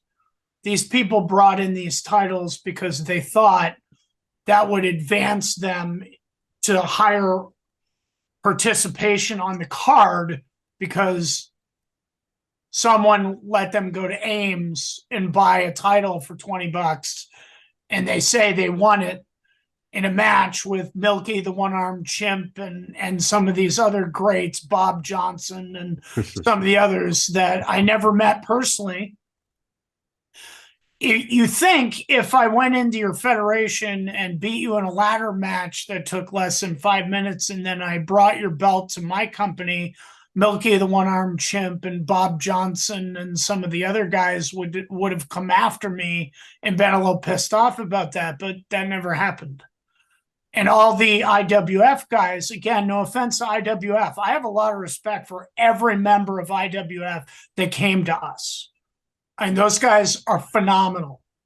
But again, it was about, I deserve to be higher on the card because I have this title from somewhere else. And I would argue in B. Stickman Anguish's situation and in Misery's situation, I would agree. Those guys were damn good, amazing. Both of them. I regret that guy never came back. Because he was excellent. Then you have an argument for, hey, VCW World Champion Grave Tavern comes in to face Big Time Malcolm Fine Ultimate Champion. That's not the same thing. That's two people at the maximum height of their card feuding because two companies have decided to do a dual event. That's not the same thing. Oh yeah, and there's definitely differences in that situation too. Like VC Champion Grave or Harley D, they come in, hey, to do one show, and like, hey, can I defend the title? Like, sure, you can beat Big Time and defend against Big Time. Then it's a fun little attraction, and then the champion takes the belt with him, unless we're doing some sort of run together where Big Time is VCW champion for a while before dropping it back. While I still have a lot more love than you do for the IWF World Title, the one change I would have done is drop it back to Miz, and then Miz just I agree. That was definitely an error. Grizzly turning it into a doorbell was actually a really stupid way of doing that. And but again, in the defense of the storyline we did tell, that was because no one wanted to wrestle Grizzly for that title. He was the stiffest guy we had. And even when you win a match with him, you didn't win. So one thing I had wrote down for TWF that I missed, and this sort of ties in what we're talking about. One, had a talk with Grizzly, because while that is true, at the same time, that was also a bit of a problem, especially at the tail end there. Like, despite whatever issues there are with Grizzly, we still love him. We still thank him for being a part of TWF. But I just missed the friendship I had with him. He was one of my closest friends, and I love him. And I don't know what I did to him, but I really would love more than anything in the world to repair that broken friendship for sure. Mine too. But I was watching Snow Brawl 3. And there comes a part where he puts Iron Claw in a Boston Crab. And I literally had PTSD for a second watching that, because I remember being in that exact same Boston Crab. And let me tell you, he's not selling there. So No, it's not. That's real. yeah. So we probably should have had a talk with him, at the very least, get him to stop using that move, because that was a small failure on our part. We should have realized that there was a problem when nobody wanted to wrestle him. Like, we joke about it now, but it's like, yeah, that's an issue. Yeah. You don't want your wrestlers getting destroyed and having real injuries to where they don't want to work with people. That's not what you want. You're trying to entertain an audience, not hurt people. Yeah. And on the subject of Miz and Cross, on Miz specifically, like, part of the problem when you're in the booking position is you don't really ever, I never saw an end to what we were doing, honestly. Maybe you did, because you're a little more forward thinking than I did. Like, I mentioned this in the last episode we did about the end of TWF. Like, the idea of TWF ending never occurred to me. Like, there was a part of me that always assumed it was going to keep going. And, that was a problem when you're booking, because, like, you always think that, oh, yeah, I'll give Miz the win back at some point. Like, it was never a matter of I was avoiding it or we never thought to do it. We always assume you have a bunch of time that you really don't have. Like, right. So, like, in hindsight, should have dropped it back to Miz, and then Miz retires it, and he's like, hey, IWF was a fun chapter in my life, but I'm in TWF now. I'm going for TWF titles going forward. And that would have been a great little push for him. Cross is an interesting one. Like, I always joke that he came at just the wrong time, because he literally came in at a point where we were really concerned about giving a push to someone, and then they just drop off the face of the earth. And for a while that was him. Then he started getting really good, and they're like, okay, but we think we know he's good, but let's be doubly sure. We'll give him a sustained push to get him up to the world title. And we were literally at the finish line, and I'd be like, okay, here you are. And he's like, yeah, I don't know. I don't know if I'm quite ready for it this time. Well, see, like, that's a problem. And you talked about it before. And that is a real issue with a lot of these guys.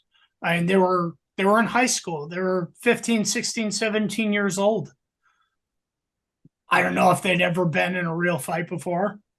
I'm not comparing a wrestling match to a fight, but the stunts are real, people.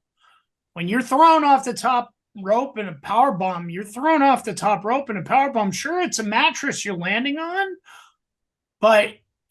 and it's not fun and games, people. When you get thrown, it hurts. It wears on your body, like Malcolm said before. You only have so many bumps. But Cross was good enough, but he didn't believe he was good enough. And I was in the process of trying to make a change, because it was the end of Anaconda and now the birth of bringing Nuke Ultima back from the unfilmed era and making that a big deal, and he was going to be this huge force. And to protect Cross, I did a job that I didn't want to do, because the dumbest way to introduce a character that's supposed to be a big deal to an audience is to have him punked out and beat. That's not how you make the transition. Not that that wasn't a great match. It was a great triple threat match. But Malcolm and I were in the room, and we knew that Malcolm was going to win the match, because Cross didn't want the title because he didn't think he was ready. But we wouldn't have put the title on him if we didn't think he was ready. But if you don't think you can be there, you won't be. And it'll change when you come out again. So we had to give him his wish, and like, I need more work. Okay, we'll take the title off you, but we need to protect him, because he can't do the job here, because that will just send him further down to, I don't believe I can do this. And he can, and he did. So I took the job to protect his reputation, which worked out brilliantly later on when he got the title back and he felt like he was ready, which is all good. But that's not how you want to introduce a main eventer. The scheme is over. Anaconda and Big King were the same guy. They're Nuke Ultima, and now he's back, and he's going to reign terror, and he gets beaten in his first match by the top heel that he's trying to replace. So it's great. So if we could do that over again, and if there was one point where we might have should have called an audible, it was that, because what I remember, like, you were supposed to come in as a heel, but if you remember when you're cutting that promo, and like, you got everyone in the crowd behind you, like especially Black Eyes, which makes no sense because I'm pissing on the audience with that entire conversation. Like, you people are idiots. I'm Big King. Now it's like, yeah. Because you're telling, like, we're gonna go at it like men and kill each other, and it's like, oh yeah, you're giving like this inadvertent pump up speech, and I'm like, oh my god, he was supposed to make an impact, and again, it's nothing against Cross or Big Time, but that was not handled correctly. If I could do that event over, I would have had you beat him out straight out. And I would have introduced Nuke the next event or in a different storyline. But I was feuding with you, and the whole reveal was that Big King, your buddy, was actually Anaconda, your arch nemesis, and that's why that storyline worked. So it had to be with you. So if I could do it over, I would have had you wrestle Cross, get the title, and then I challenge you for the title, and you're like, what? Why do you want a shot at the title, man? We're taking this company over. We're running the show. Why do you need this title? And then I'm like, oh, because I'm Anaconda, bitch. And then you're like, you mother. Then we could have made that work. That, which is, for a menagerie of reasons, is still a better reveal than Mr. P. Rick and Running Man being the same guy, because there's a mask involved with one of those characters, for starters. But that was a great debut for, like, the match is fantastic. Like, I even mentioned it earlier. It again proves that he was ready. Yeah, and I'll argue that with him for the rest of his life. Yeah. Maybe he was ready. Yeah. Maybe just needed a kick in the ass or something, but yeah, I agree. And let's see. We'll end it on two more here. Yeah. Well, three more. Yeah. So okay. I'm kind of torn on my stuff. Yeah. I'm kind of torn on this because I wrote down skip the Testy feud, which would have made sense, but at the same time, that also introduced me or gave me the notion, okay, maybe BJ is kind of a jerk. It was like my first clue. Not that I apparently listened, but in the end, the whole Testy feud didn't help me at all. So yeah, well, here's another way to look at that. He doesn't want us talking about him. I don't want to be talking about him. You don't want to talk about him. So let's do him a favor and not talk about him. All right, fair enough. I would have worked with and trained my replacement when I announced my retirement, which as far as the video editing goes and what have you, I would have worked more closely with whomever. Like, I believe, like, for a while we were trying to train Dan to do it, and maybe Miz at some point, but they fell through for different reasons there. But essentially, like, once I was given, like, hey, don't worry about it, I took that to heart. So maybe I shouldn't have, and maybe I should have continued to work closely, and we'd have more events at this point. And we'll end it on a fun one. Now, obviously, a few things need to have been done different for this to have worked. Okay. One more run as Viper. Yeah. The EBW MDM4, I think it was. We got to see Testicle and the other Testicle work as a team. Wouldn't it have been cool to see Anaconda and Viper as a team? Oh God! Now that would have been a cool run. Like playing Viper was so much fun. And like granted, a lot of it was I wasn't selling. Like I was just like be Kane in the beginning. Yeah. And it was just and just like doing like anacondish ways like the DDT where you hit it and I just get back up on my feet immediately and choke slam you. Like now granted, the way to do this was what we reveal it what like there's no reveal. It's not big time under the mask. Like as soon as it was revealed that it was big time under the mask, then it became that goes by the wayside. But what if we never did that? What if we were silly and did what I did my entire career? Nuke and Scatman are gonna settle their stupid twin brother rivalry. No, they're not. They can't both be in the same match ever. Both played by the same guy, but God, I pushed that storyline for years. Maybe it's because I wanted to see Nuke versus Scatman. Because I'm telling you, that would be a match for sure. How about Big Time Malcolm Fine versus Viper? Now that'd be a match. Oh God. If Miz was just a couple of feet higher, you could have had that match too. Oh yeah, absolutely. But I had a lot of Viper. Asp. We'll call him some other snake. See, that's how you could have gotten the Damian and Malcolm tag team. You have Viper and Anaconda team up for a little bit there. Yeah, exactly. Python could be our manager, and then bring Miz into it. We give him a snake name too, like the Sidewinders. The Puff Adder. There you go. All right. So pretty dangerous. All right. And with that, that is all I have. So what did you got there, bud?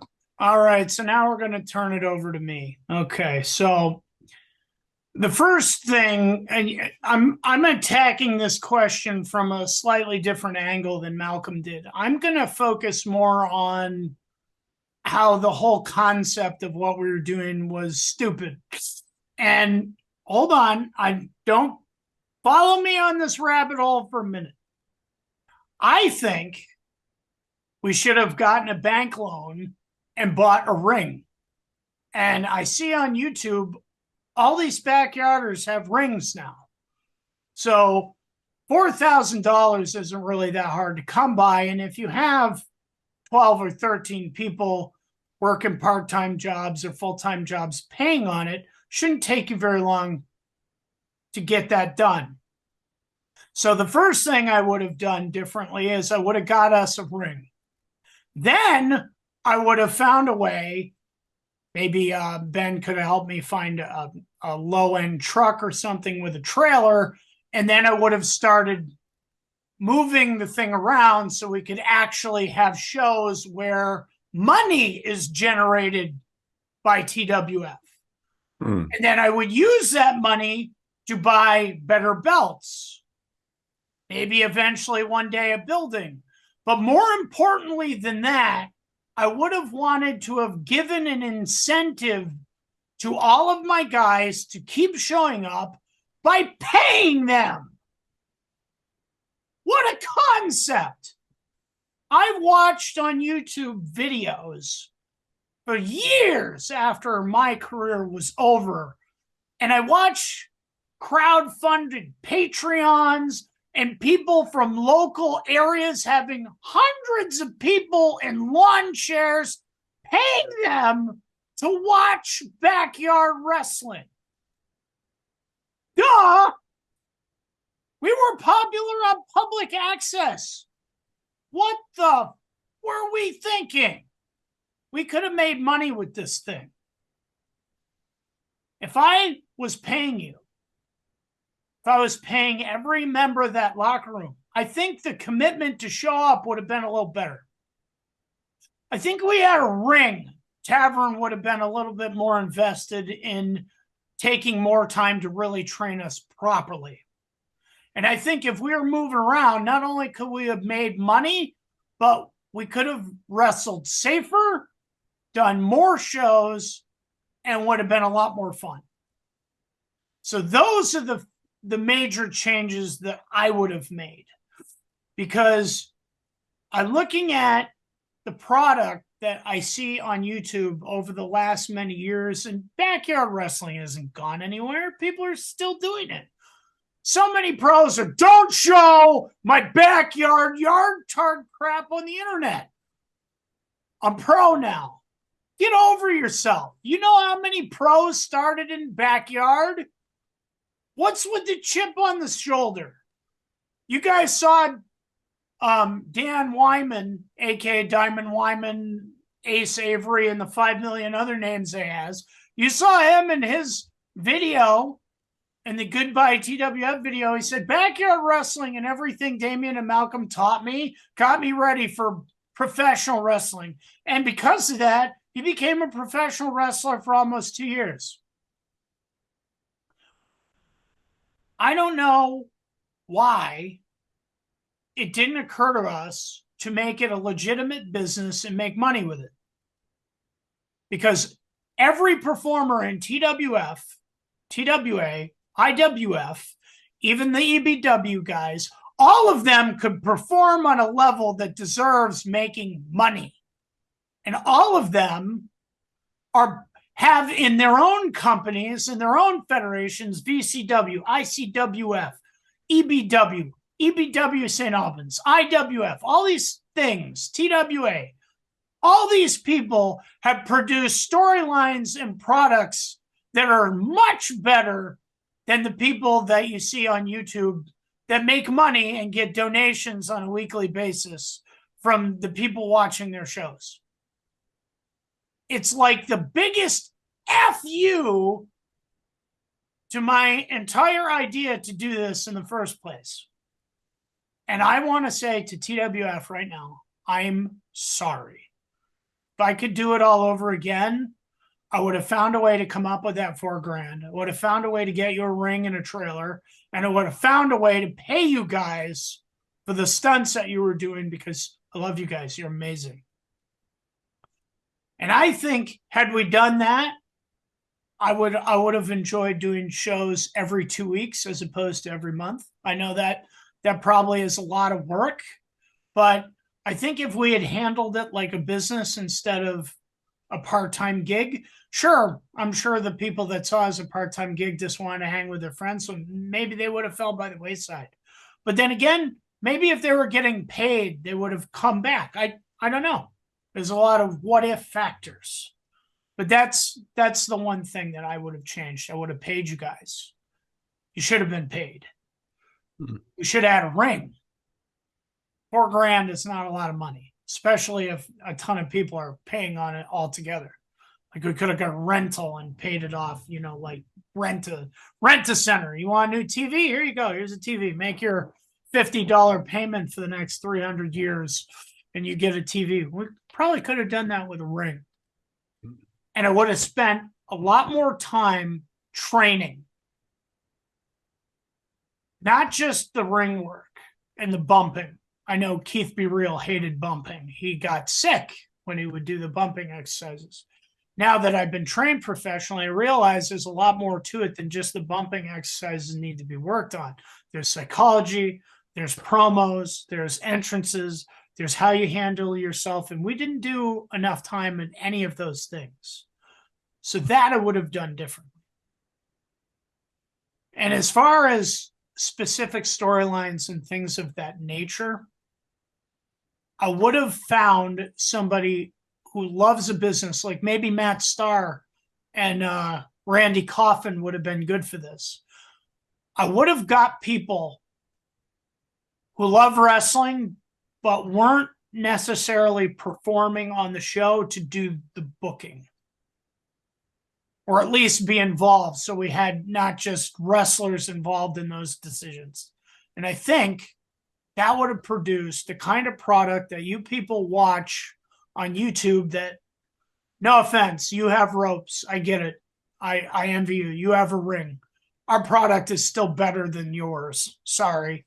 It is what it is.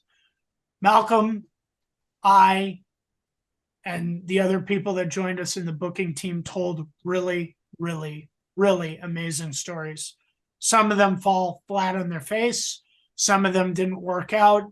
But I challenge you to find a backyard fed that told stories as great as we did. You're not going to find it. Sure, 3.5 years isn't a long time, but maybe it could have gone longer had you guys been paid for your services. That's just how I see it. Now, as far as that idea goes, like overall, I like it. Like I definitely would have went in with you on a loan for $4,000 or like however much it costs to get a ring. Like something that and please don't, when I bring up the next following points, please don't feel like I'm challenging your thought process. No. I'm not seeing that at all. I'm just telling you that if the question was asked, if you could do it differently, what would you do differently? Yeah. Those are the two biggest ones. One, I would have wanted to have gotten paid and be able to pay my guys. And two, I wanted a ring and we never got one. Yeah. Well, we built one and I'm very proud of the ring that we built. Like, especially considering all the other backyard feds I've ever seen, like our ring technology was far above everything else I've seen. Yes, but it's not above what you're seeing in backyard today. Like, that's the point. Like as far as an actual ring, no, it's not going to beat that. And I want to stress that this was also in the 2000s, 2001, very, very early. So just early enough so that the internet was a thing, but I don't think it was quite utilized to its full ability. Like if we were starting TWF today, like it's actually kind of intimidating where we would be at this point. Cause I can tell you 5 places off the top of my head, 5 websites we can go to right now to get a ring. And however, back then, I wouldn't know where to go. Like it would, not to interject just this one point, Infinity found us a ring once. Remember, it was $863. Oh my! And we didn't buy it. Fuck! I wish. You said it. Fuck! Like, why didn't we do that? I wish. Keep in mind, it was 20 years ago. We honestly may have had a good reason. Like maybe we saw a picture of it and something was off, but. Yeah. I mean, for what we needed, that would have been perfect. In fact, we could honestly probably find something. Like maybe eBay was up to snuff back then, but there would have been issues that we would have faced for sure. One off the top of my head, the first part is like, where in Lyndonville would we have set up? Like maybe we could have done a show at Lyndon State College. That immediately springs to mind. Maybe something in math school. There's also the question of would we been able to, like you mentioned that some of those people we may not have been able to use, considering that, once we're doing like actual shows and whatnot, we would have had to work with an athletics commission, which may have prevented us from using guys like Keith using guys like Black Eyes, Iron Claw, and Frost, and what have you.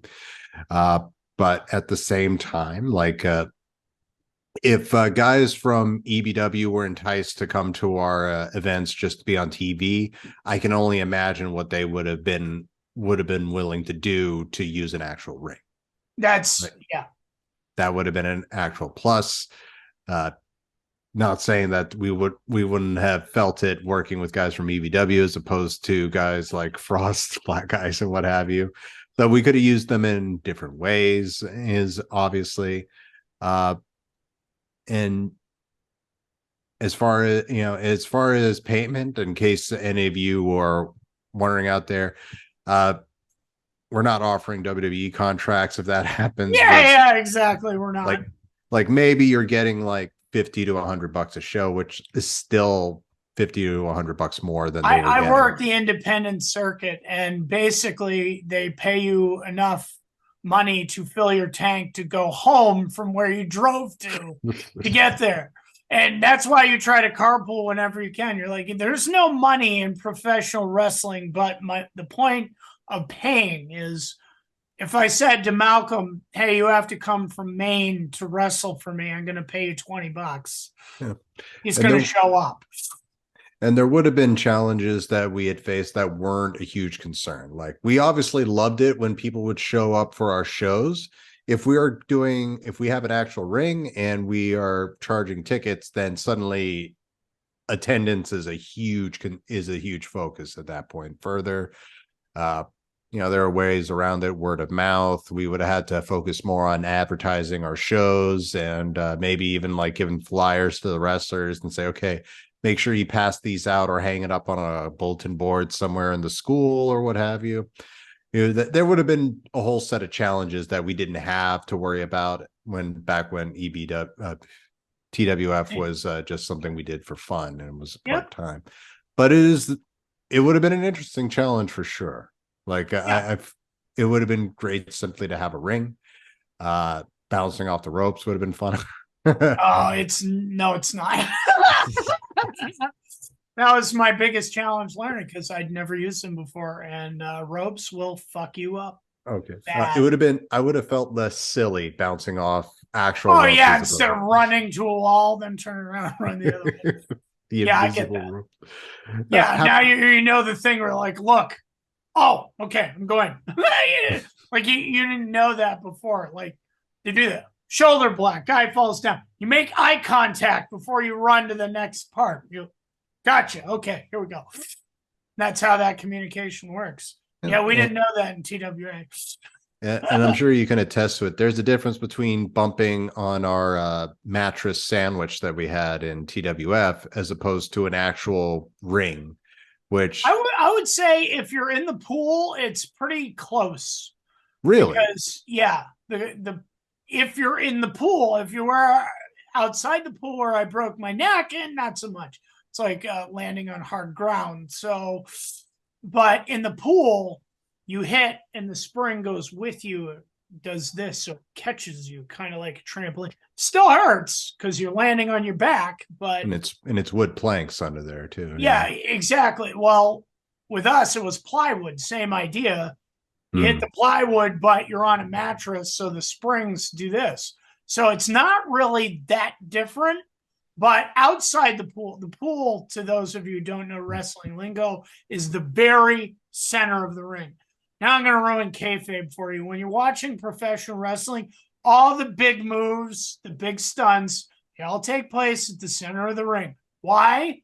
Because it's the safest spot. That's where the spring is. When you hit anywhere else near the corners and you take a suplex, it's like hitting ground, people. Canvas is right. Malcolm is not wrong. Canvas is not as comfortable as the plywood sandwich tarp thing that we created. Yeah, and there's new things we would have to learn there for sure. Like we would all have to be versed in setting up the ring. Which you do need to practice. Otherwise, it's going to take literally all day. Also, you mentioned getting the trailer there. I imagine you would think that we would keep the ring at that point because I would hate to rely on Infinity to bring that down. No. I just meant he would know where I could get a good deal on a truck. Yeah. And there would also be, even then, there would still be storage. We need to get like a weatherproof one because of moisture and whatnot, which it's Vermont snow that's going to moisture is going to in there. But we got tarps without any issue. So we had a lot of those. But it is an interesting idea that admittingly I had not considered getting an actual ring. Even if we had, like, let's not go the extreme because, like, hey, that would be the challenge. You realize how many other problems you would have had you taken this thing on the road? Sure. So let's dial it back just a hair. What if we had announced on public access people could come and watch the taping of the show for a small fee or a donation or something like that, and then people come and watch us perform in the Sutton site or where we were in Newark, Vermont, out there on the hill. Why didn't we do that? I just don't understand, because that would have been a great way to get belts and other things to make the show look better. I just don't understand why it never had occurred to us that, hey, let people know you guys are going to do the show. Maybe you get a couple people to pay to come watch it. That's the thing. I watched the Backyard Feds today, and there's hundreds of people sitting there watching, knowing this isn't professional wrestling, it's backyard. People are still paying to watch it. If you're watching that crap now, you would have loved our stuff then. And that is actually a really, really great point that I hadn't thought of as well. Because, like the Stingers at the beginning and end of the events, they were more focused on trying to get more people to join the roster.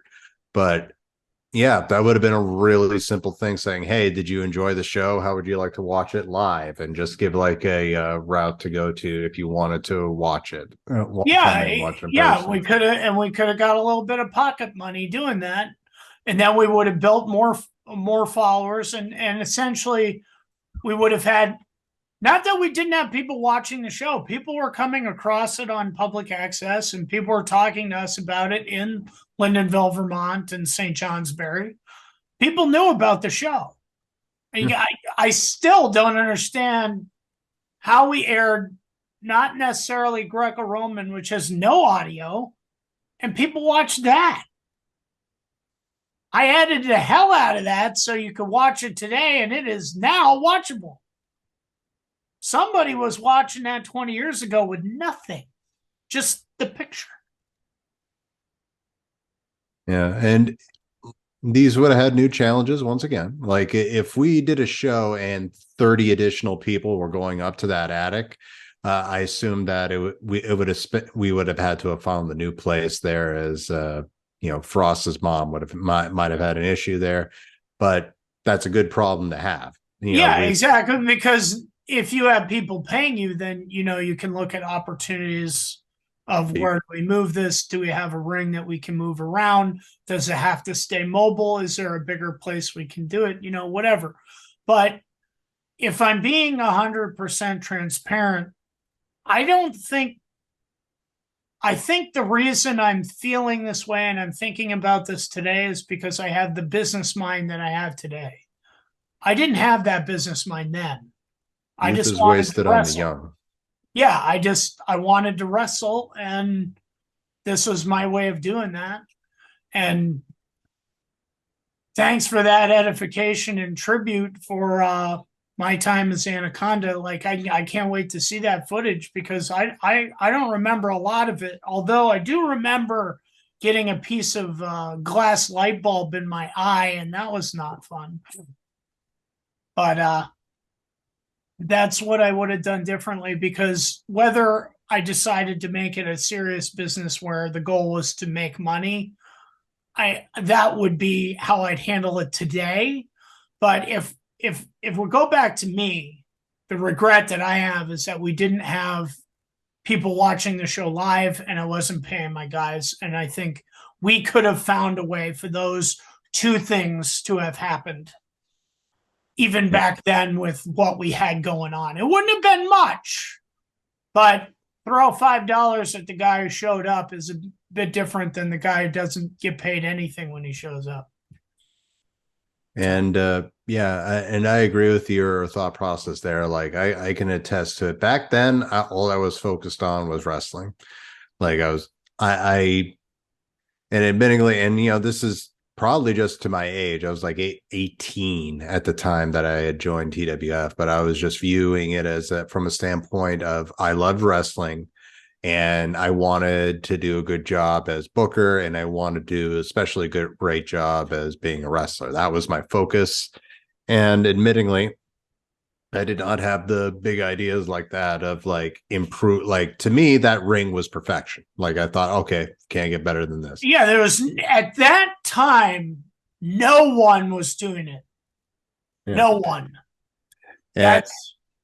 It's actually a tremendous bit of ingenuity that you came up with that idea for the ring. Honestly, that's my brother. Yeah. But my brother's a smart guy, and here's the funny thing, right? He hates wrestling. But he's like this is he's a brilliant film guy. He always has been. He just walks and he goes, "This is garbage." And I'm like, I was offended. I'm like, "What, fuck you? Like, you mean this is guy?" He goes, "No, this not what you're doing." He goes, "What you're doing is fine." He goes, you got to fix all this. He goes, take me to somebody where I can explain to you idiots how to do this right. So I brought him over to Demona and Grizzly's house, and he sat us down. He goes, let me tell you idiots how to do this. And that's how we got, this is what your ring should be. This is how it should be shot. These are the lights you need. This is the angles you need to have. You need this and da, da, da. So I commend my brother for giving his 2 cents, because when the shows were on, and admittedly there's 2 or 3 in there where we should have done it and we didn't. I don't know if we lost the motion cam or we're just too lazy to do it that day. But you watch the footage where the camera switches back and forth. It's just so much better than the straight shot. Yeah. And it would have been interesting. It's a great idea. And it's unfortunately an idea that it can be conceived now when we're like smarter, or at the very least you're smarter. And no, I think everyone's smarter. So. Don't just tip your hat to me on that. Well, you came up with the idea. Here I am thinking, okay, we should have pushed Miz, and like we should have had a ring. And it's like, oh, we should have had a ring. Yeah, it's like one more run is Viper. We should have got paid. It's like, yeah. Well, see, that's why I said I had to let you get the stuff you wanted to cover out of the way, because I was looking at it from more. How would you like? I was happy with how things were booked. You were incredible. I was happy with the ideas that Grave and Sean Archer were pitching when they were part of the booking team. I think story-wise, we did really, really, really great work.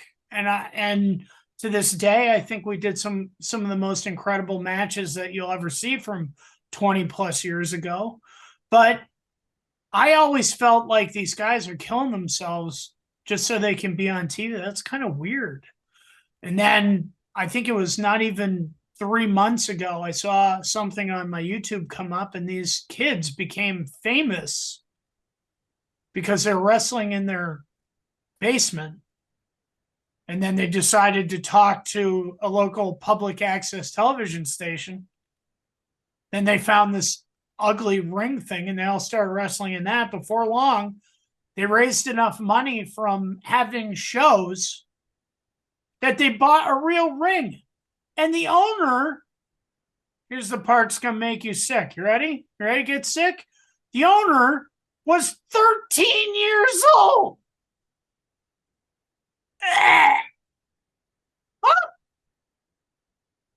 So that was the angle that I would go at it, because story-wise, character-wise, the matches we did, the stuff we did, I don't regret any of it. Sure, there's some regrets of the things that I wish we could have done that we didn't.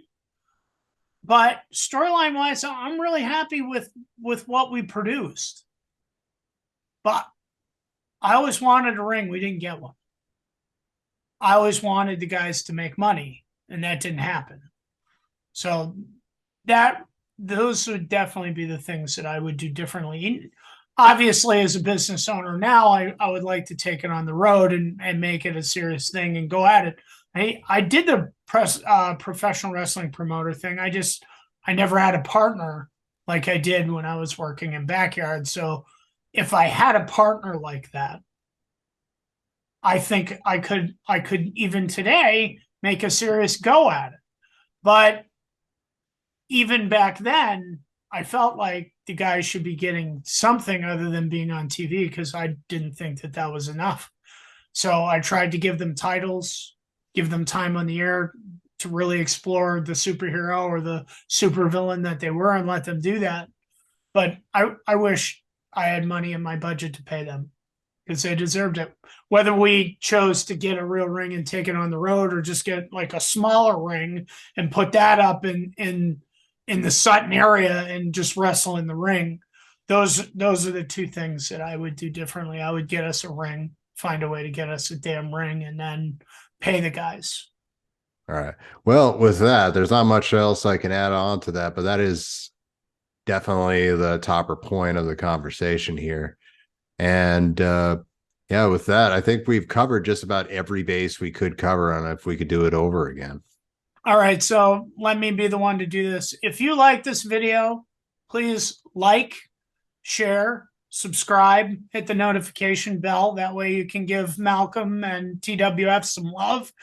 Keep the stuff coming. I know Malcolm's got some other content that he's planning on releasing, so kudos to that. I can't wait to see where the channel goes next. And we are doing our damnness to see if we can't get more TWF alum to appear in these Inside the Titan studios, because although Big Time, myself, Infinity, Grave Tavern, and Sean Archer and these guys are all major keys in making this thing work and how it was successful back then, there's still plenty of amazing individuals, as you saw in the goodbye video, who I'm sure they have stories that they would love to tell. And if you, the audience, are interested in hearing those stories, please comment below.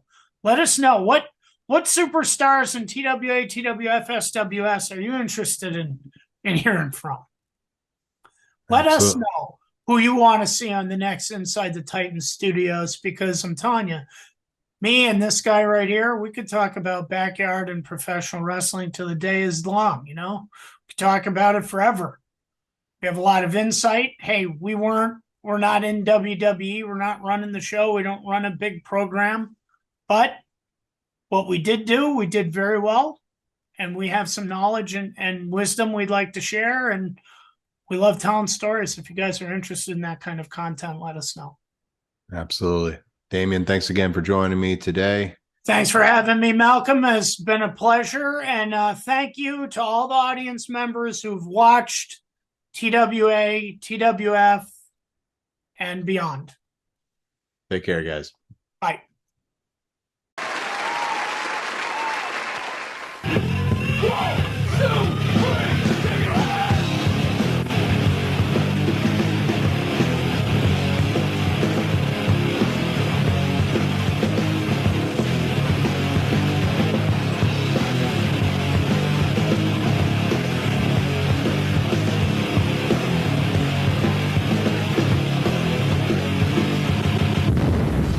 Watch this.